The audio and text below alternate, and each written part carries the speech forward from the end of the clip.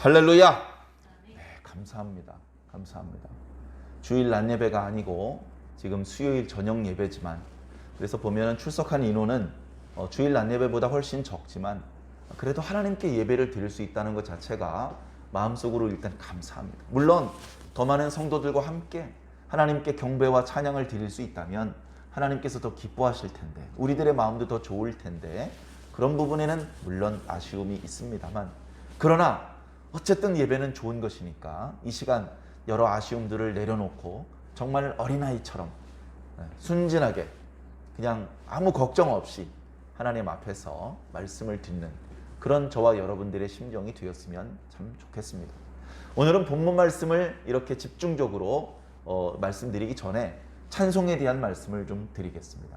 오늘 예배 시작하기 전에 부른 찬송가 324장과 323장은 제가 개인적으로 매우 좋아하는 찬송입니다. 그리고 뭐라 그럴까요? 추억이 있는 찬송입니다. 찬송가 324장은 자주 부르는 찬송은 아닙니다. 이 찬송이요, 음이 좀 은근히 높아요. 찬송을 부르기가 쉽지가 않습니다. 그리고 음이 같이 이렇게 한 옥타브 이렇게 올라갔다 떨어졌다 하는 부분도 편안하게 표현하기가 쉽지 않습니다. 그런데 이 찬송을 이제 제가 무수히 많이 불렀죠. 근데 이제 그렇게 큰 은혜를 받지 못했었는데, 한 번은 이 찬송에 너무 크나큰 은혜를 받은 적이 있습니다. 그때는 제가 이렇게 다니던 교회가 크지 않은 교회였어요. 교회 성도들이 어린이부터 다 개수를 하더라도 100명이 안 되는 작은 규모의 교회였습니다. 그런데 이제 거기서 한 20여 명이 주일 예배 때 이렇게 찬양을 불렀죠. 성가대가 되어서 찬양을 불렀습니다. 그때 이제 제가 결혼하기 전에 청년부였을 때인데요. 군대 갔다 와서 이제 뭐 교사 활동도 하고 성가대 활동도 하고, 물론 조금 바쁘게 시간을 보내던 때였는데요. 그래, 찬양 연습을 마치고 성가대원들이 성가대석에 미리 앉아 있습니다. 그리고서는 이제 부목사님이 그때 당시에 찬송을 인도하셨던 것 같아요. 찬송을 부르는데 지금 이 찬송을 부르자고 하셨습니다. 그래서 이제 우리 성가대원들이, 성도들 많지 않고 또 나이 많으신 할머니들도 있고 그렇기 때문에 우리 성가대원들이 힘차게 찬송을 불러드려야 된다. 그래 이 마음의 문도 열리고 말씀의 은혜를 받을 수 있는 준비가 된다. 우리 성가대원들도 도움이 되고 성도들에게도 은혜를 끼치는 거니까 우리 성가대원들이 박자도 음정도 잘 맞추어서 힘차게 찬양을 부르자. 이제 늘 그런 마음으로 열심히 찬송을 부르는데요. 그날은 안타깝게도 제가 그 찬송을 거의 부르지 못했습니다. 웬일인지, 웬일이겠습니까? 성령님께서 제 마음을 감동하셨기 때문이겠죠. 1절 첫 소절을 찬송하려는데 목이 메어서 찬송을 부를 수가 없었습니다. 예수 나를 오라 하네. 내가 뭔데 예수님 나를 불러주십니까? 내가 뭔데? 난 아무것도 아닌데, 믿음도 약하고 힘도 없고 아는 것도 없고 돈도 없고 교회에 별로 보탬도 안 되는 나는 아무것도 아닌데 그런 나를 불러주시다니, 내 이름을 아시다니, 나를 가까이로 오라고 하시다니, 그게 너무 감사해서 첫 소절에 그만 목이 메어서 찬송을 부를 수가 없었습니다.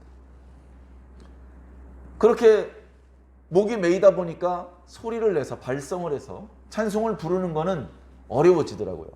그렇다고 찬송을 안 부를 수는 없잖아요. 눈물을 참아가며 그 찬송과 가사를 이렇게 눈으로 읽습니다.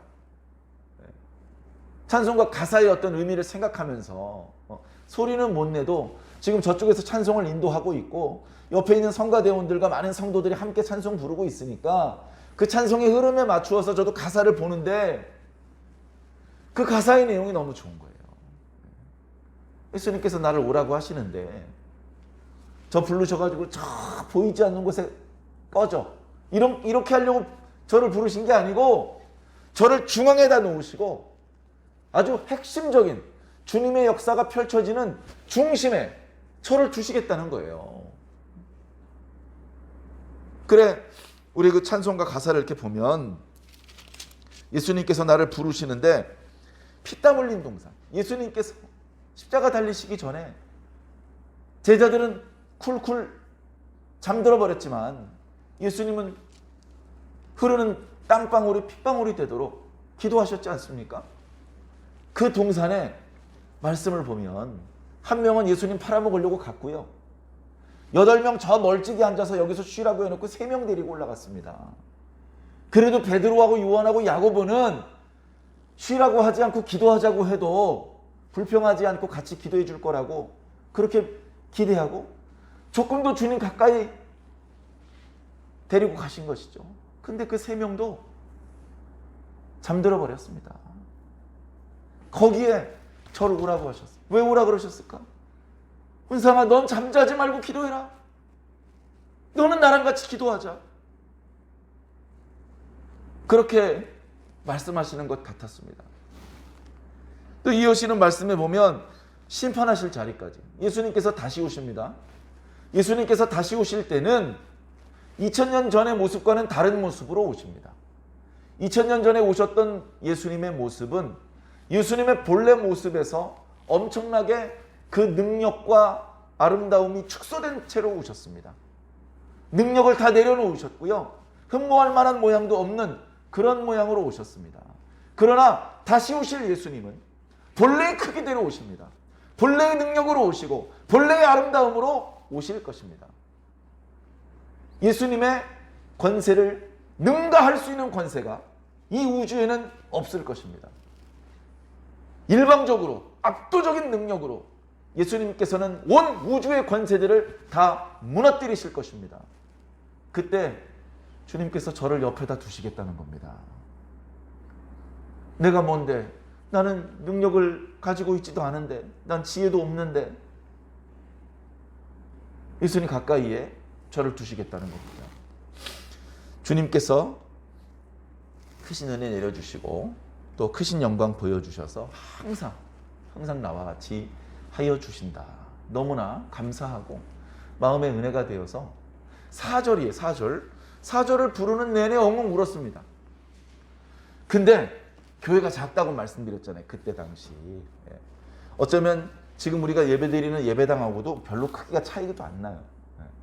그래서 이제 한쪽 편에서 이렇게 성가대원들이 찬송을 부르는 것을 찬송을 인도하시던 부목사님이 힐끔힐끔 보셨나 봐요. 그래서 제가 울고 있으니까 4절 부르신 이후에 곧바로 1절을 더 부르셔요. 1절부터 다시 한 번 더 부르는 거죠. 우리 성가대원이 이 찬송을 부르면서 은혜 받았다. 오늘 이 찬송가로 우리 교회 성도들에게 하나님께서 은혜를 주시려나 보다. 찬송을 인도하시던 부목사님이 그렇게 생각을 하셨는지 그 찬송을 한 번 더 불렀습니다. 어쩌면 그 찬송 재미도 없고 부르기 힘든, 감동도 안 되는 찬송 2번 부르는 것이 어떤 성도들에게 힘들었을지도 모릅니다. 그러나 저는 그 찬송을 2번 부르는데 눈물이 멈추지 않아요. 2번째 부를 때 더 뜨거운 눈물이 흘렀습니다. 더 뜨거운 눈물이 흘렀고 저를 부르시는 주님의 음성이 더 확실하게 들렸습니다. 그랬던 추억이 있는 찬송입니다. 그 앞에 323장도 마찬가지죠. 부름받아 나서니 몸 어디든지 가오리다. 이 찬송은 아주 어렸을 때 중학생 때부터 불렀던 찬송입니다. 중학생 때 말씀을 알면 얼마나 알고 무슨 사도 바울처럼 선교지로 보내 파송받은 선교사도 아니고 그냥 집하고 교회하고 학교 왔다 갔다 하는 학생일 뿐인데 마음은 내가 사도 바울이 돼서 내가 하나님의 종이 되어서 어디를 보내주신지 내가 간다. 그래, 하나님께서 나를 부르셔가지고 저쪽에 가서 나를 위해서 일해달라고 해서 가보면 거긴 악골 골짜기 같은 곳이야. 죽음의 골짜기. 아무도 복음을 듣지 않고 주의 종이라고 존대해 주지도 않고 말씀을 믿어주지도 않고 그저 말씀을 전한다는 이유 때문에 때려 죽이는 곳입니다. 그런 곳으로 가라고 하셔도 뒷걸음질 치지 않고 가겠습니다. 그리고 그렇게 어려운 곳에서 목숨을 걸고 복음을 선포하다 보니까 말씀을 믿어주는 자들이 있어요. 말씀을 믿어주고 하나님께서 구원을 베풀어 주신 것에 대해서 감사하고 하나님의 종을 거기까지 보내주신 것에 대해서 감사하는 그런 사람들이 있어요. 그때 존귀 영광은 예수님께서 다 받으십시오. 멸시천대 십자가는 제가 지고 가겠습니다. 예전에는 예수님께서 십자가 지셨는데 이번엔 내가 지겠습니다. 예수님께서 이미 우리를 위해서 십자가 지셨으니 이제 주님은 영광을 받으실 차례입니다. 또다시 십자가를 누군가 져야 된다면 곧 제가 지겠습니다. 그런 마음으로 찬송을 하면서 울었던 그런 기억이 나는 찬송입니다. 어린아이가 어른들을 보면 어떤 아저씨는 좋아하고 어떤 아저씨는 싫어합니다. 막 야단치고 소리치고 혼내키고 엄하게 굴고 그런 사람은 꼬맹이들이 다 싫어해요. 누굴 좋아합니까? 잘못은 했는데 너그럽게 봐주는 사람, 용서해주는 사람, 그리고 용돈 주고 먹을 거 주고 선물 잘 주는 사람, 이런 사람 좋아해요. 우리 어렸을 때 교회 다닐 때도 비슷했습니다. 요즘에는 그 놀이터에 있는 어린이들을 뭐 사탕 줄게, 뭐 과자 줄게 이런 걸로는 꼬실 수가 없어요. 훨씬 잘 먹으니까. 아유 그 싸구려 저 안 먹어요 이러면 그만이거든요. 예전에는 먹을 게 귀하던 시절에는 이리 와서 30분 동안 같이 노래 따라 부르면 사탕 준다 그러면 상당히 많은 어린이들이 모였습니다. 그리고 막 동네 친구들한테 야 저쪽 가면 사탕 그냥 주는데 갈래? 그러면 고마워. 그런 고급 정보를 알려줘서 고마워. 막 이런 시절도 있었단 말이에요. 그렇게 해서 가서 거기서 복음성가 배우고 예수님 이야기 듣고 그 중에는 예수님 믿는 사람도 나타나고 이제 과거에 그랬단 말이죠. 요즘에 이제 그게 잘 안 되는데 교회 가면 아이고 이쁘네, 아이고 말도 잘 듣네, 아이고 노래도 잘하네, 아이고 춤도 예쁘게 잘 추네. 선생님들이 칭찬을 해주세요. 그리고 오늘은 또 일찍 왔으니까 사탕 하나씩 주는데 넌 하나 더 받아, 넌 2개 받아. 이렇게 상을 받고 하면요 기분이 좋습니다. 교회 가는 게 좋고 교회 선생님이 좋아요. 교회에서 가르쳐 주시는 노래가 좋고 교회에서 들려주는 이야기가 재밌어요. 어떻게 보면 그렇게 신앙을 시작을 했습니다. 그래 처음에는 교회 선생님이 좋았는데 이제 신앙이 깊어지니까 달라져요. 선생님도 좋은데 선생님께서 들려주시는 예수님이 더 좋아. 예수님이 선생님보다 훨씬 더 좋아. 이제 그걸 깨달으면 벌써 상당히 신앙이 성장한 것이죠. 예수님이 좋아. 선생님이 나한테 주는 것도 좋은데 예수님이 주는 게 더 커. 예수님께서 주시는 게 더 좋은 거야. 이제 그걸 아는 거죠. 자, 그런데 거기서 신앙이 더 성장하면 어떻게 되느냐. 예수님께서 맨날 달콤한 설탕만 주시는 것이 아니고 쓰디쓴 고난도 주십니다.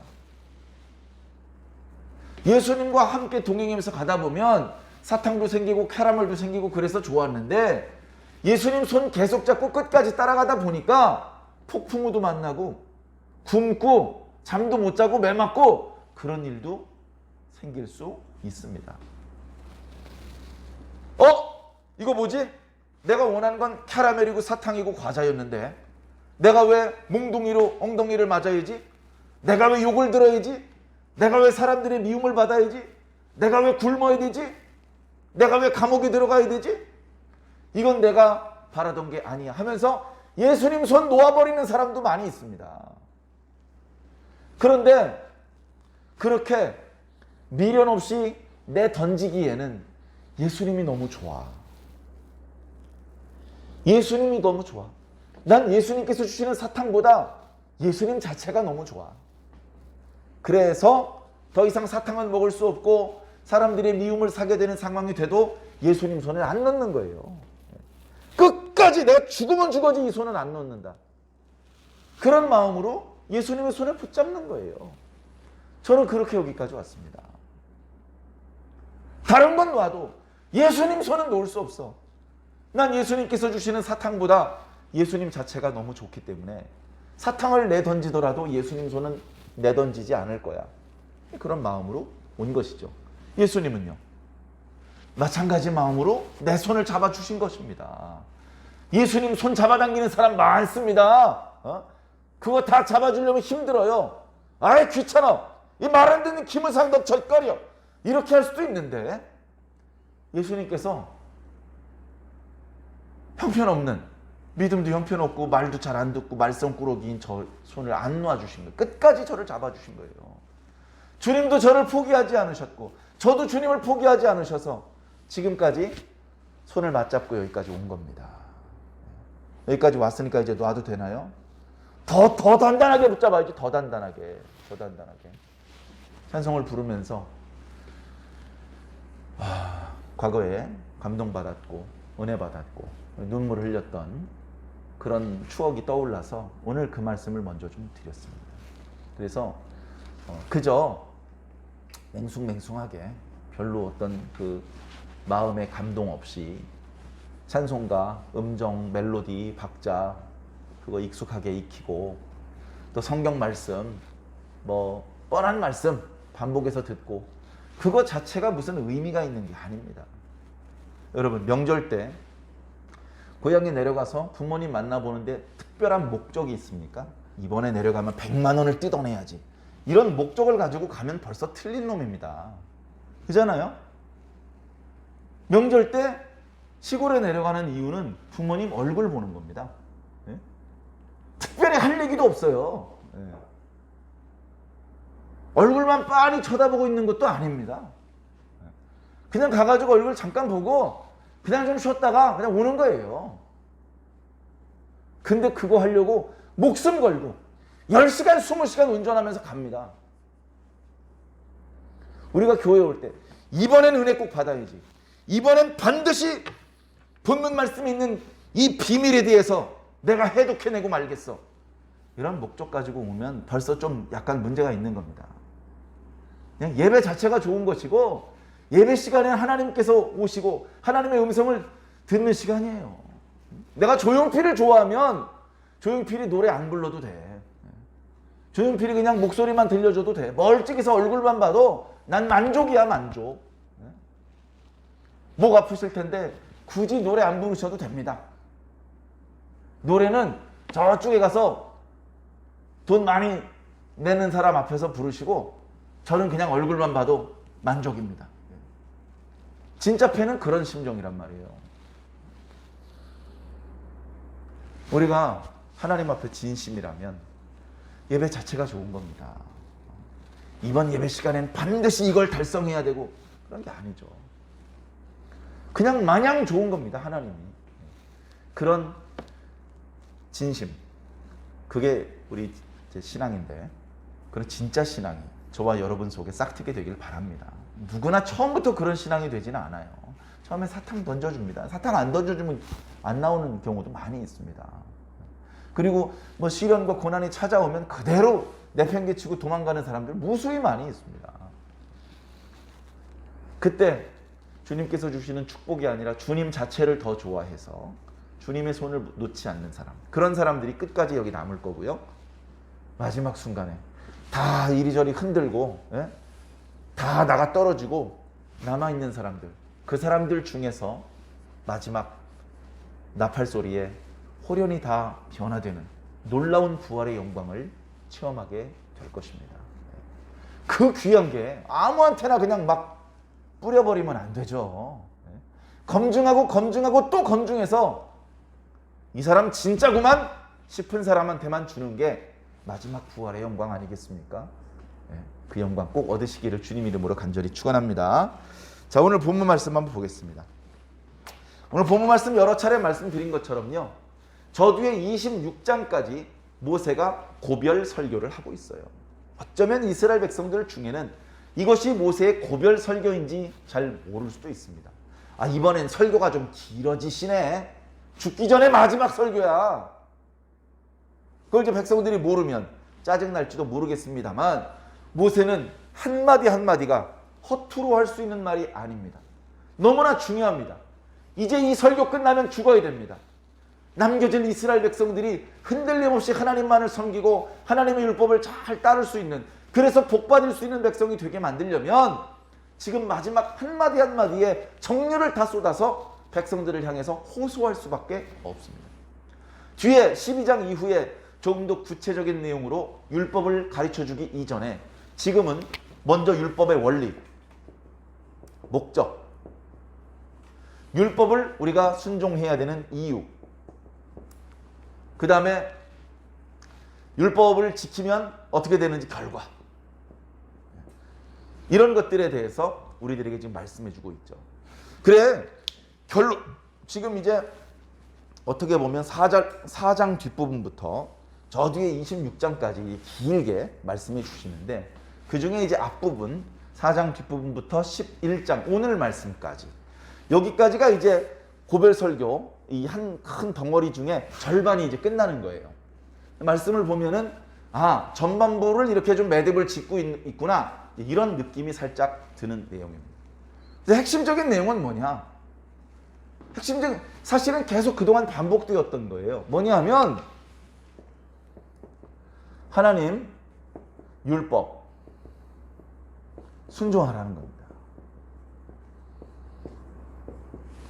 하나님의 말씀에 순종해라. 물론 오늘 보면 뭐 직분과 법도와 규례와 명령을 항상 지키라, 이렇게 이제 1절에 말씀하고 있죠. 맨 마지막 9절에도 또 역시 율법을 지키라고 말씀을 하십니다. 이게 어찌 보면 모세가 죽기 전에 남겨질 이스라엘 백성들에게 줄 핵심적인 메시지예요. 율법을 지켜라. 율법을. 이 율법은 하나님께서 주시는 율법이다. 하나님께서는 우리에게 율법을 지키라고 명령하실 충분한 자격이 있으신 분이다. 왜? 자, 하나님 어떤 분입니까? 하나님은 이스라엘 백성들을 구원시켜 주신 분입니다. 구원. 출애굽. 하나님께 얼마 드리고 출애굽 받았죠? 공짜. 이건 하나님의 은혜야, 은혜. 하나님께서 일방적으로 이스라엘 백성들이 요구하지도 않았고 대가를 지불하지도 않았고 하나님의 이런 은혜를 입을 만한 어떤 영적인 수준이 전혀 못 되었는데도 불구하고 하나님께서 일방적으로 은혜를 베풀어 주신 것입니다. 은혜입니다. 할 말이 없어요. 그냥 이스라엘 백성들은 감사할 수밖에 없어요. 이렇게 고마우신 분이 율법을 지키라고 말씀하시는데 싫은데요? 감사하긴 한데 율법은 너무 과한 것 같아. 못 지키겠소. 이렇게 말할 수는 없다는 겁니다. 하나님은 이스라엘 백성들에게 율법을 지키라고 말씀하실 충분한 자격이 있는 분이다. 너무나 고마운 은인이시다. 자, 그뿐만이 아닙니다. 하나님은요, 천지를 창조하신 분이에요. 그리고 애굽을 심판하신 분이에요. 심판. 애굽만 심판하시는 것이 아니고 하나님의 언약 백성이라 할지라도 율법을 어기는 자들에게 심판을 베푸시는 분입니다. 오늘 말씀을 보면요, 애굽을 심판하시는 얘기도 나오고 그 다음에 고라의 반역 사건 때 함께 주동자 역할을 했던 르우벤 지파 두 사람의 이름이 나타나고 있습니다. 하나님께서 심판하시는 분이에요. 심판. 그러니까 이 하나님의 능력 앞에 어떻게 해야 돼요? 순종해야 되죠. 하나님 하면서 우리가 어깨를 나란히 해서 이 조항은 삭제해 주십시오. 이런 조항을 신설해 주십시오. 하나님이랑 맞먹을 수 있는 입장이 아니다. 하나님은 우리랑 비교도 안 되게 막강하신 능력을 가지고 계신 분이다. 그 강하신 분이 우리에게 율법을 지키라고 하시니 우리 순종해야 된다. 뭐 하나를 더 들자면 이 율법 자체가 우리의 행복을 위한 겁니다. 율법 자체가 하나님을 위한 것이 아니고 우리의 행복을 위한 거예요. 우리의 행복을. 율법을 잘 지키면 하나님이 행복해지는 게 아니라 우리가 행복해지는 거예요. 부정한 음식을 안 먹으면 우리가 건강해지는 겁니다. 간음을 하지 않으면 우리가 건강해지고 우리 가정이 행복해지는 겁니다.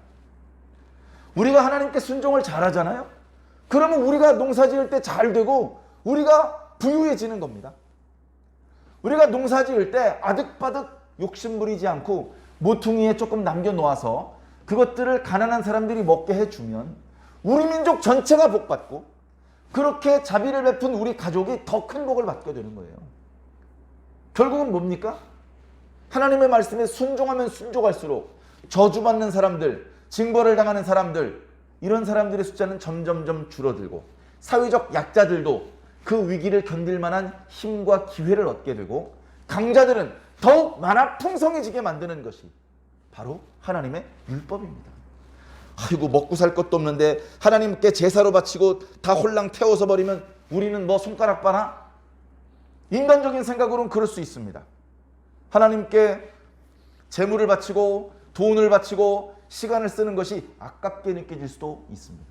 그러나 모든 돈과 모든 시간을 나 자신을 위해서 쓰는 것보다 일부를 하나님을 위해서 쓰는 것이 훨씬 건강해요. 훨씬 건강합니다. 훨씬 건강합니다.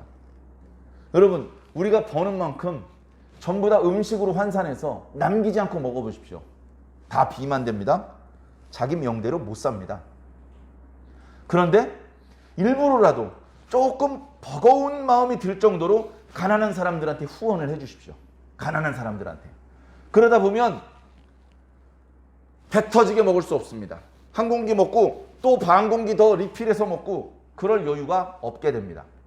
고기 반찬 사 먹기 어려워지고 저녁에 통닭 먹을 수 있는 여유가 없어집니다. 그럼 어떻게 되죠? 건강해집니다. 삶이 궁색해지는 게 아니고 내 몸이 건강해진다고요. 배가 점점 나와요. 50, 60대 보면 남자들 아랫배가 막 나오기 시작을 합니다. 그러면 20대, 30대 때 맞춰 입었던 양복이 안 맞아요. 그럼 어떻게 됩니까?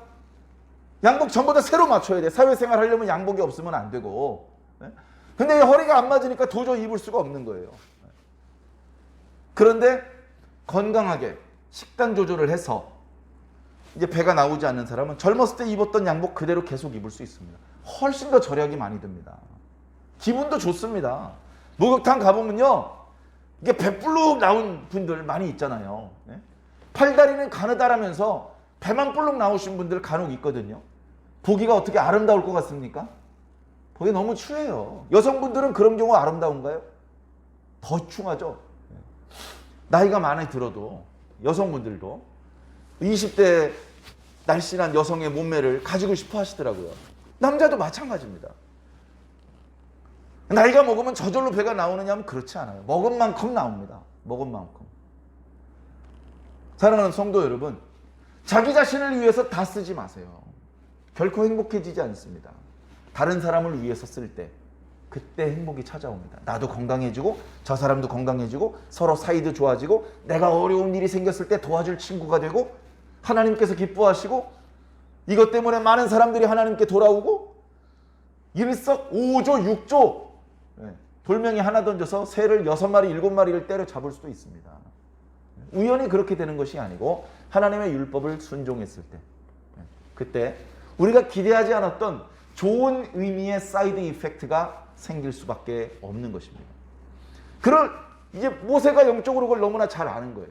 그렇기 때문에 이제 죽기 전에 이스라엘 백성들에게 목 놓아 외치는 겁니다.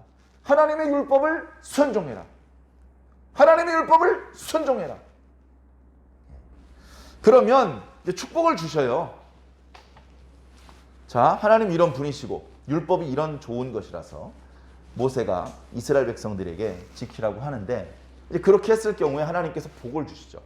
복을 주시는데 아까 조금 전에도 말씀드렸던 것처럼 하나님께서 주시는 복도 우리에게 필요해요. 그걸 무시하는 게 아닙니다. 복 달라고 돈 달라고 건강 달라고 기도하는 것은 죄가 아닙니다. 그러나 하나님께서 주시는 돈보다 하나님 자체를 더 사랑하시기를 바랍니다. 하나님께서 주시는 지혜, 하나님께서 주시는 건강도 필요합니다. 근데 그걸 주시는 하나님을 더 사랑하시기를 바랍니다. 하나님을 더 사랑하시길 바라요.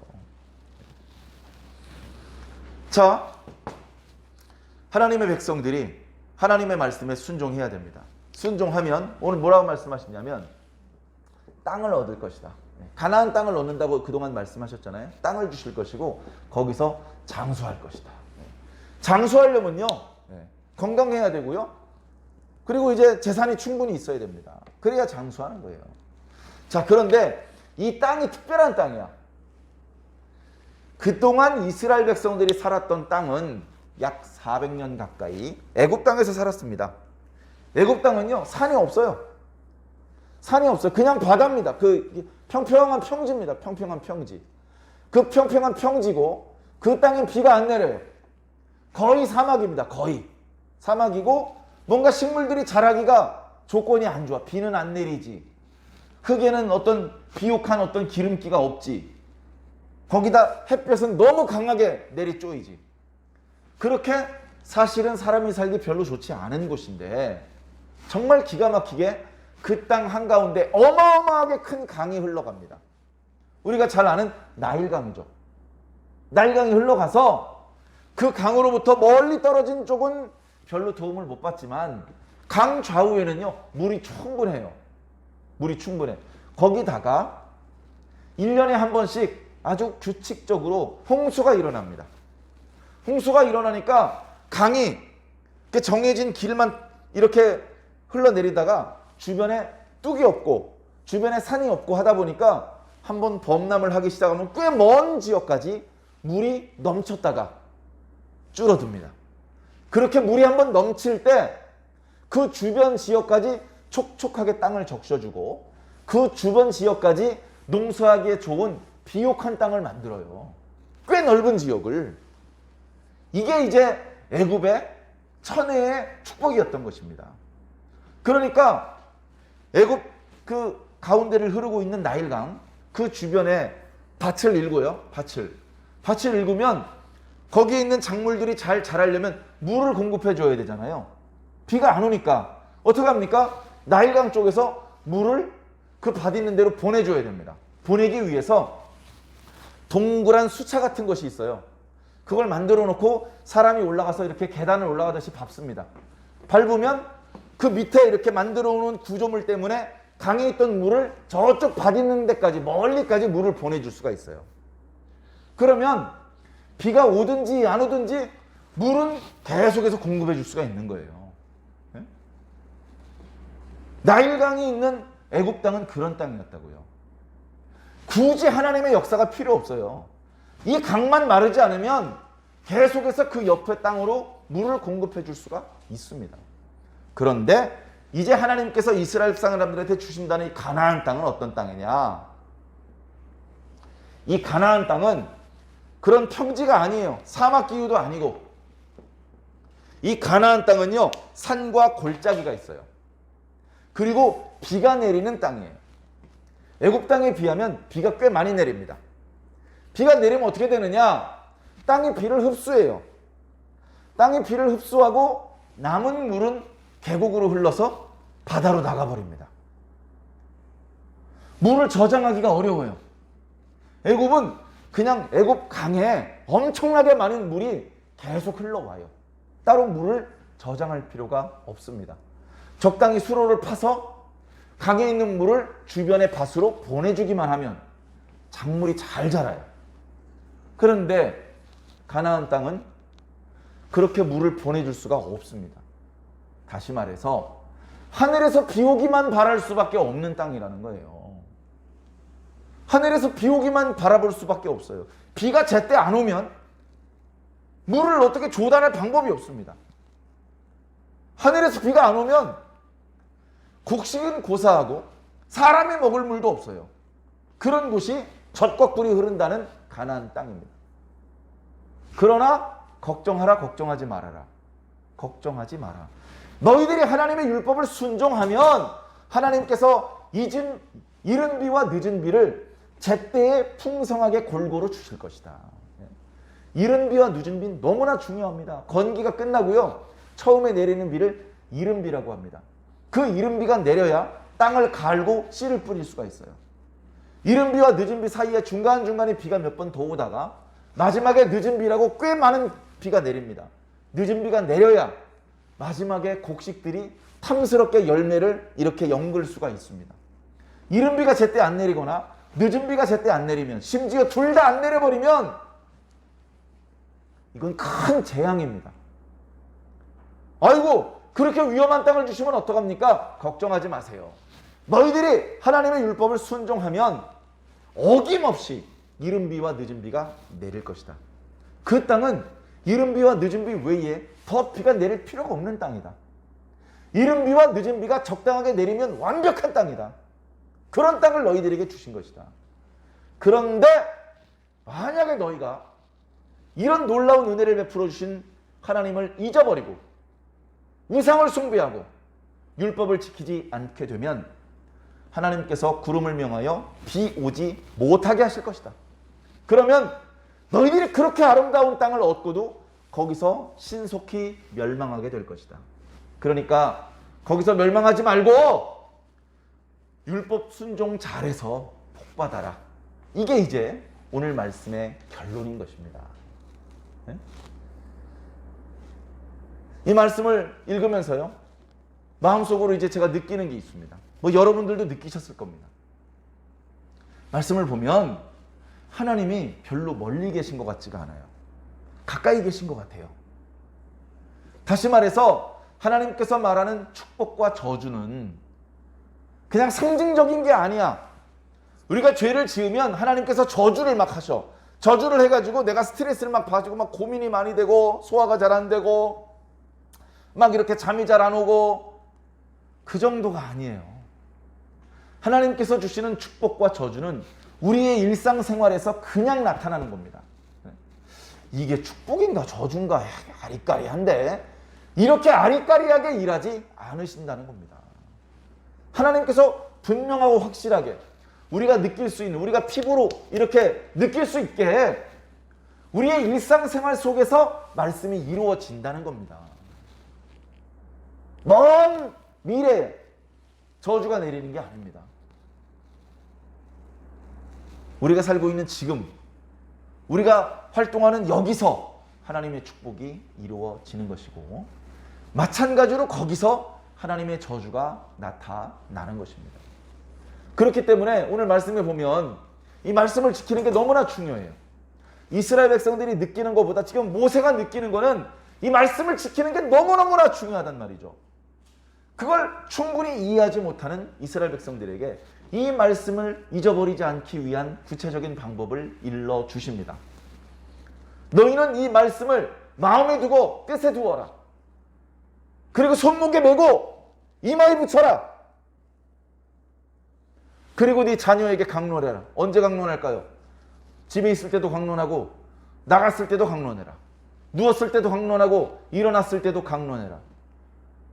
너희 집 문설주에 써라. 바깥문에 써라.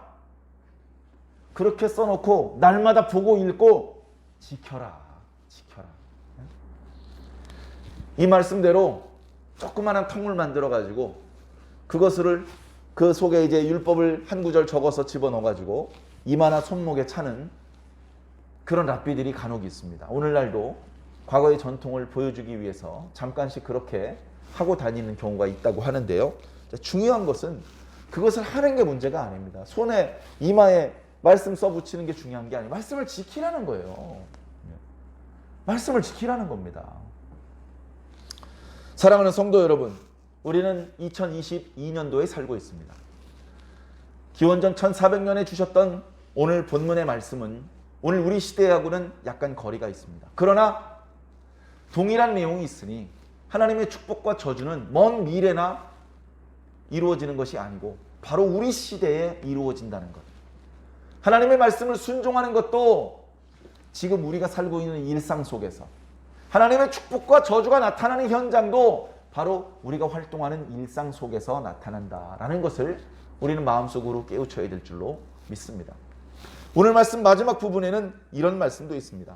너희들이 말을 잘 듣든 안 듣든 일단 너희들이 저 강 건너편으로 가게 될 것이다. 저쪽에 그 가나안 땅을 다 차지하게 될 것이다.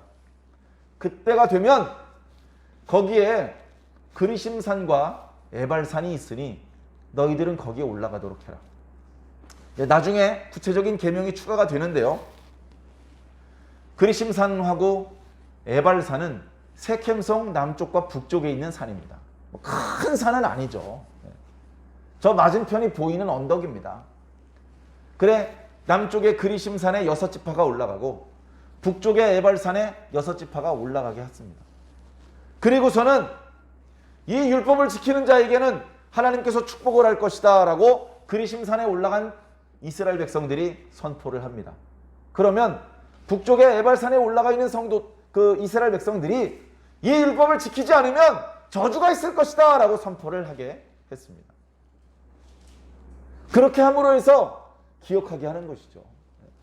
너희들 입으로 선포했지. 불순종하면 저주가 임한다고 너희들 입으로 선포했다. 그렇게 다짐을 두시겠다는 것이죠. 그렇게 다짐을 두시는 이유는 뭡니까? 결국은 뭐죠? 이 율법을 지키라는 겁니다. 이 율법을 잊어버리지 말고 이 율법을 반드시 지켜라. 너희들이 그렇게 그르심산과 에발산에 선 것 자체가 하나님의 놀라우신 은총이 너희들에게 임하고 있는 것 아니냐. 이 은혜를 잃어버려서는 안 된다. 절대 잊어버리지 말고 하나님의 율법을 앞으로도 계속해서 지켜라. 너희들만 복받고 너희들의 자녀들은 저주를 받게 내버려 두지 말고 이 율법을 너희들도 기억하고 순종하며 너희 자녀들에게 끊임없이 강론해 주어야 된다. 이 율법에서 한 발자국도 나가지 않도록 사방에 말뚝을 박아서 경계석을 해라. 여길 나가지만 안 됩니다. 여길 벗어나면 안 됩니다. 율법을 지키셔야 복받습니다. 이런 표지판을 사방에 세워서라도 너희들은 절대 이 말씀 밖으로 나가지 말아라. 말씀과 함께 하나님과 함께 하나님께서 주시려는 축복을 받아 누려 행복해지도록 해라. 이것이 하나님께서 우리에게 주시는 말씀이고 모세를 통해서 주신 말씀입니다. 오늘 우리들의 시대에 주시는 말씀도 동일한 말씀입니다. 우리는 말씀을 넘어가면 안 됩니다. 우리가 믿는 말씀은 구약의 이스라엘 사람들이 믿었던 율법처럼 1조 1항 이런 말씀, 1조 2항 저런 말씀, 그래서 그것들을 지켜야 되고 그런 식으로 우리가 말씀을 지키는 것은 아닙니다. 우리가 말씀을 지킨다고 하면 크게 두 가지죠. 예수님께서 말씀하셨던 것처럼 하나님을 네 마음과 뜻과 성품을 다하여 사랑하는 것. 그리고 둘째는 동일하니 내 이웃을 내 몸과 같이 사랑하는 것. 그 정신은 구약의 율법의 정신과 전혀 다르지 않습니다. 십계명도 하나님을 사랑하는 방법과 이웃을 사랑하는 방법에 대한 계명 아니겠습니까? 율법에 600가지가 넘는 그 계명들도 결국 하나님을 사랑하는 구체적인 방법과 이웃을 사랑하는 구체적인 방법에 대한 말씀입니다. 오늘날 우리가 소나 양을 기르지 않기 때문에 소나 양을 훔쳐가지는 않습니다. 그러나 다른 걸 훔쳐갈 수는 있죠. 그러니까 율법에 명시되어 있는 표현, 그 표현에 발목을 잡힐 것이 아니라 정신을 기억해야 됩니다. 율법의 정신, 사랑의 정신, 하나님께서 우리에게 베풀어 준 은혜의 정신, 그것들을 이해하고 그것들을 마음에 새기고 그 원칙, 그 원리대로 살아가야 한다는 것이죠. 예수 믿는 사람은 신약 성경의 가르침과 구약 성경의 가르침에 충돌을 느끼지 않습니다. 다 한 분 하나님으로부터 주신 말씀들이기 때문에 그렇습니다. 동일한 정신에 의해서 일치되고 통일된 말씀이기 때문에 그렇습니다. 오늘 우리가 신앙을 해야 됩니다. 우리 마음에 드는 신앙을 하면 안 되죠. 하나님의 마음에 드는 그런 신앙을 해야 됩니다. 그러기 위해서 우리는 내가 복음이 아니라 성경 말씀을 기준으로 살아야 됩니다. 내 생각을 내려놓고 하나님의 생각을 나의 생각으로 받아들여야 됩니다. 하나님의 뜻은 무엇일까 잘 모르면 성경으로 돌아가야 됩니다. 성경 말씀의 뜻이 깨달아지지 않으면 목사님한테 물어보고 또 알만한 분한테 물어봐서라도 배워야 합니다. 그 내용을 알면서도 잘 실천이 안 되면 그야말로 수련이 필요하죠. 기도하면서 또 노력해보고 또 시도해보고 또 시도해보고. 어린아이가 피아노 학원 가서 처음에 바이엘을 배웁니다. 바이엘 1번, 2번, 3번, 4번, 5번, 6번. 별거 아니죠. 12번, 13번, 14번 조금씩 어려워지기 시작합니다. 30번, 40번 하다가 어린이 바이엘 학원도 못 나가 상권에서 때려치는 아이들이 종종 있습니다. 그 바이엘에 이제 연습해야 될 그 부분을 틀리지 않고 완벽하게 여러 번 이렇게 선생님 앞에 연주를 해낼 수 있어야 되는데요. 그게 처음부터 잘 될 수가 있겠습니까? 자꾸 틀리니까 기분 나쁘고 선생님한테 자꾸 지적받는 것 같고 피아노 학원 안 갑니다. 하나님의 말씀 순종하는 게 처음부터 잘 되겠습니까? 잘 안 되죠. 그런데 연습하다 보면 그 말씀의 뜻도 이해하고 그 말씀의 어떤 그 형식을 갖추기 위해서 노력하다 보면 어느 순간 편안해집니다. 편안해져요. 자동차 운전을 할 때도 처음부터 매끄럽게 운전을 합니까? 핸들 돌리는 것으로부터 시작해서 여러 가지로 자연스럽지 못하죠. 옆에서 보면 차가 스무스하게 가지 않고 가다 서다 뭔가 운전이 미숙한 사람이 운전하고 있다는 것이 느껴질 그런 모습으로 차가 이리저리 흔들립니다. 그러나 어느 순간 익숙해지면 이제 여유가 생기는 것이죠. 운전하면서 백밀러도 볼 수 있고 앞에 돌발 상황도 볼 수 있고 민첩하게 대응할 수도 있고 예방도 할 수 있고 그렇게 되게 하루아침에 되는 것은 아닙니다. 사랑하는 성도 여러분, 크고 작은 어려움이 있더라도 낙심하지 마시고 옆에 있는 성도들에게 기도도 부탁하고 목사님에게 말씀의 의미도 부탁을 하고 그래서 조금씩 하나씩 배워가면서 연습해가면서 익혀가면서 여러분들이 신앙을 발전시켜 나가시기를 바랍니다. 이런 노력은 이렇게 말씀을 하나하나 배우고 말씀을 실천하기 위해서 노력하는 것은 헛된 것이 아닙니다. 오늘 새벽에 말씀드렸던 것처럼 그런즉 흔들리지 말고 굳건하게 서서 더욱 주의 일에 힘쓰는 자가 되라. 왜냐? 이 일은 결코 헛된 일이 아니기 때문이다 라고 말씀하셨습니다. 사랑하는 성도들, 흔들리지 말고 지금 하고 있는 신앙생활을 더 열심히 노력해 주시기를 주의 이름으로 간절히 부탁드립니다.